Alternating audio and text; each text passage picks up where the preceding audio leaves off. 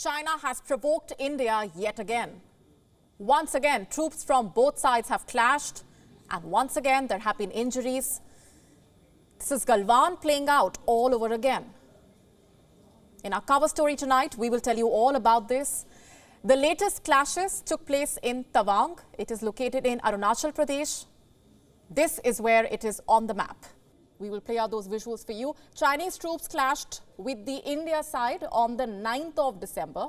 That's last Friday. What triggered those clashes, we don't know for sure. Reports say at least 600 Chinese soldiers were present during the event. Several Indian soldiers have also been injured. Many have sustained fractures, and the soldiers are now recovering in a hospital in Guwahati. We are being told the Chinese side suffered more injuries.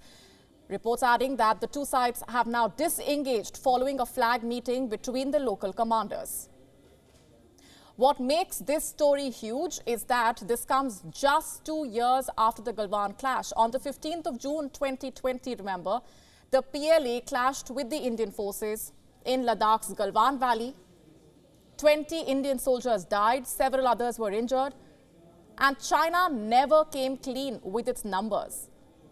But some estimates say Chinese fatality figure was anything between 35 to 42. China first said its death toll was 4, and then Beijing revised it to 5. China followed this up with honoring a PLA commander who was involved in the Galwan clash, and this commander's name is Chief Abao. He was chosen by the Chinese Communist Party to carry the torch of the Winter Olympic Games. In October this year, she was also handpicked to attend the opening of the Communist Party Congress. So China has, in many ways, tried to provoke India following Galwan. What happened in Tawang, though, will not be the first time. The two sides have had previous face-offs in Tawang. In October 2021, the Indian Army detained some Chinese soldiers following a minor face-off and clash between the two sides. What is clear, though, is that tensions are rising along the LAC, or the line of actual control, again. With me on the broadcast this minute is our principal diplomatic correspondent, Siddhant Sibal. Also with me is Professor Madhav Narapat, Vice Chairman of the Manipal Advanced Research Group. Let me come to you first, Siddhant. Just piece together for us the latest that you have at this point, any statement that's been issued by the Indian side. Well, Molly, very concerning development coming when it comes to the clashes, the face-off, the term which is being used by the Indian sources. We know that there have been injuries on both the sides. What is significant that it is coming in Arunachal Pradesh, because previously in 2020 we saw the Galwan clashes in eastern Ladakh, and now it looks like the focus could shift to Arunachal Pradesh. China, of course, has been staking its claim on Arunachal Pradesh, calling it as South Tibet. But largely the development, the incident is coming at a very, very fragile time for India-China relationship. The relationship has been going southwards since the Galwan incident, and now this development has come. It has come at a time when we know that India has made it clear that whatever happens at the border will have ramifications in the wider relationship. Right. Siddhant, hold that thought. Professor Narapat, let me quickly come across to you. What is your assessment of the latest that we have at this point? Well, Molly, I'm surprised if anyone is surprised at this. The reality is that we have an X factor in China, and that X factor is called Xi Jinping. And he has made his objectives very transparent. In September, at an international forum, the Chinese side released a map showing the whole of Arunachal, the whole of Ladakh as part of China, and the rest of Kashmir as part of Pakistan. They've been quite open about it. And this is the X factor. Please understand one thing. The Chinese are aware that the one country in Asia that can take away a lot of the industries that are now based in China, that can offer an alternative in terms of brain power, in terms of manpower, and also in terms of, if I may say so, domestic market, is India. And they want to cripple India before India reaches that stage of viability in which a huge flow of investment flows from China for geopolitical reasons and lands up in India. So this is something which, frankly, should have been expected. And, I'm a little surprised that I still meet people who talk in terms of doing, agreements, ceasefire, other things. The reality is that the Chinese are aware that India is the one potential future competitor. And like the Americans before them, the Chinese want to cripple an aspiring equal before that country is anywhere near being an equal. So my only surprise is that anyone is surprised by this.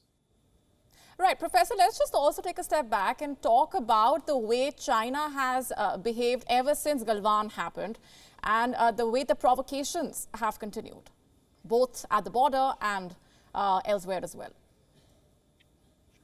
Look, the fact of the matter is Xi Jinping has built his reputation not on economic growth, that's tanking, not on the rise in living standards. This current generation is basically worse off than the previous the two generations of Chinese citizens. He's built his image on being a strong man with the military front and center. He needs military victories. Unfortunately, he's got a walkover in some of these areas. For example, he grabbed territory from the Philippines. The United States did not object. And he honestly believes that with this situation going on in Ukraine, and you'll recall, I've been saying from the start, the Chinese will continue this Ukraine war well into 2023. And that is now coming true. Why? Because all the oxygen of NATO and the United States is sucked there. And therefore, Xi Jinping believes he has a clear field in the Indo-Pacific. So what we are seeing is basically Xi Jinping's strategy. It has not changed. It did not change in Galwan. And may I say one thing? Look at the building of infrastructure that they're doing. That infrastructure is not defensive at all. Look at the kind of equipment that they're mobilizing there. Look at the airfields. Look at the missile launching sites. Are these defensive? Not at all. They're offensive. And which country are they aimed at? They're aimed at India. So again, I repeat, I'm surprised anyone is surprised.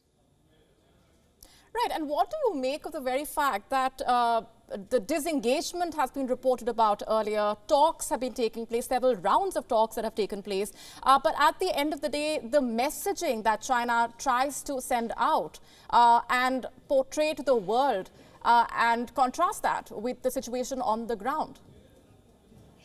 Look, the Chinese, frankly, are very good at giving messaging that basically makes the other side relax its guard. They're very good at that.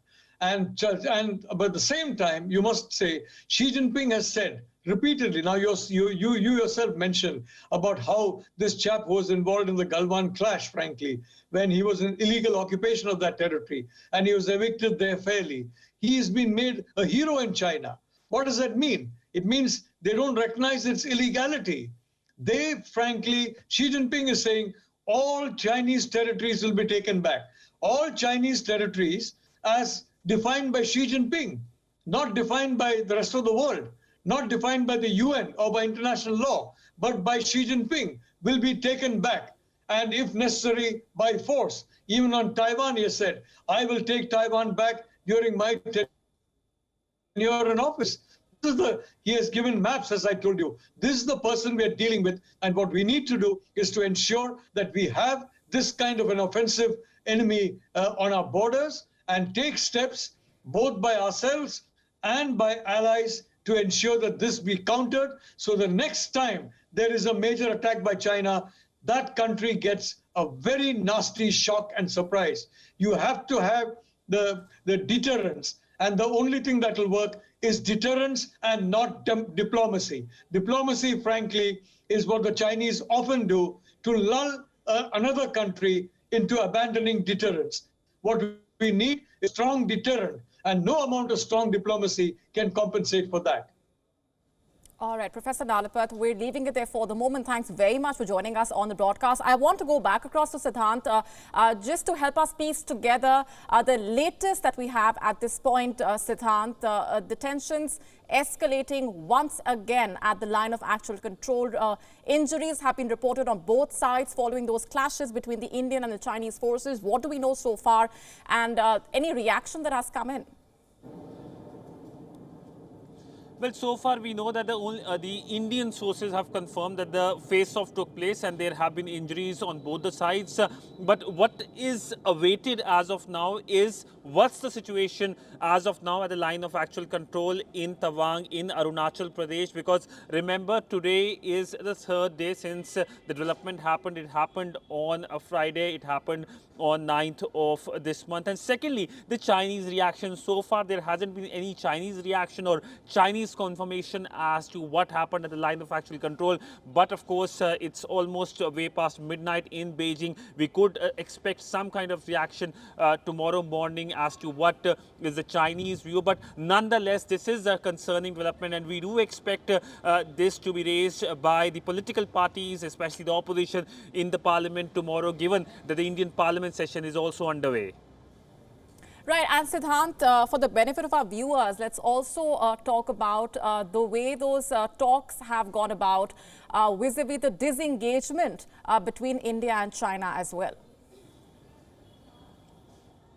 Well, since the Galwan incident in 2020, we saw a number of rounds of conversation between India and China, both at the military level, at the diplomatic level. In fact, the foreign ministers of the two countries and the defense minister have had conversation as well on the sidelines of various multilateral events. And this has led to disengagement in eastern Ladakh, in Pangong Lake and other areas like Hot Spring. But nonetheless, there are friction areas still existing in eastern Ladakh. And the focus, of course, is to make sure that there can be a disengagement when it comes to next round of conversation. But when it comes to dealing with the Chinese, the hopes are not very high. We know that Chinese have a tendency of backtracking on their commitments, and this is something that India has multiple times pointing that how the Chinese were the first to violate the 1993 and 1996 Pact of Border, that there will not be amassing of troops, and this is something that the Chinese started to do in April of 2020, and then that led to Galwan incident, and now it looks like the focus has shifted. Already there was worry over developments in eastern Ladakh, but Arunachal can become the next area of flare-ups, given that how the Chinese have been acting on. But nonetheless, this is symbolic and essentially shows that how the relationship has been going southwards, and we do expect some kind of reaction as well from the Indian side of the Indian government, perhaps by the defense minister or the Indian external affairs minister.